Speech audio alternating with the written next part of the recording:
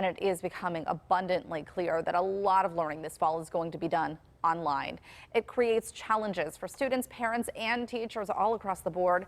New this morning, John Shumway is exploring how that's looking for teachers. Yeah, and this is not an easy thing for anyone. For some, it's a choice. For others, it's being dictated by COVID-19. And for the teachers, this is all going to be a very surreal experience. Teachers pick up a lot from the body language of their students, or they can see minds wandering. Now they have to learn how to corral those brains and keep them focused at more than just an arm's reach. Matt Herdman is an Algebra 2 and Calc teacher in Penn Hills.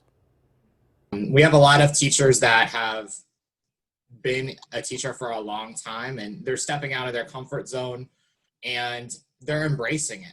How do you approach getting and keeping the attention of kids when they're not directly in front of you and they're in 20 different homes? If they're going to be at home, we need to plan activities that they will embrace and that will challenge them and provide the necessary support. But it's different. We'd have to do different things in the virtual environment than we would in our classroom. And it comes back to that moderation and not planning too much and overwhelming them, because if we overwhelm our students, that's when they're going to shut down.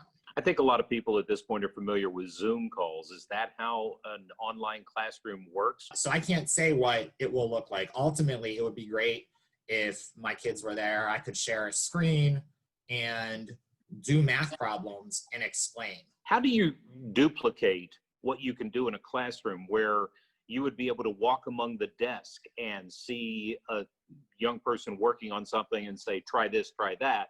You can't do that online. I was able to differentiate and adapt as necessary, but it was providing that individualized videos and examples on my computer and sending it to them that really helped a lot of the students. Herdman says the teachers are concerned about mixing in-person and online learning and trying to keep everyone moving ahead and on the same page at the same time.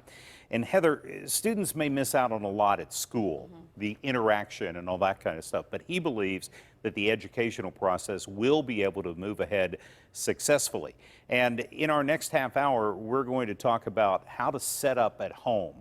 Where should your child be? What kind of an environment do you need to set up for your kids? These are really important tips too, John, because, you know, if parents do need to go to the office to work or leave the home for work, you need to set them up for success while somebody else, a caretaker, is in the home. Yeah, we got some pretty good tips for you. Okay, great. Thanks so much, Shum.